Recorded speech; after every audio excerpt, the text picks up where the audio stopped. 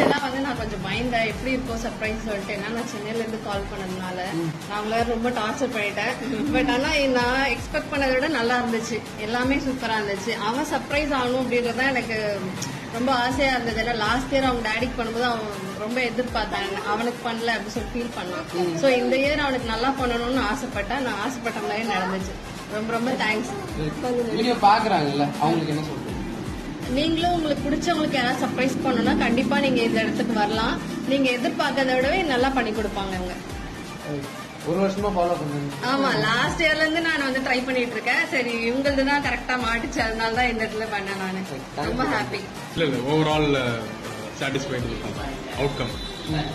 நான் வேற மாதிரி தான் எக்ஸ்பெக்ட் பண்ணிட்டு இருக்கேன். பட் இங்க நடந்த ஆக்டிவிட்டிஸ், உங்களுடைய கோஆர்டினேஷன்ஸ் இதெல்லாமே சேர்ந்து இது ஒரு பிளாஸ்டாவே இருந்தது.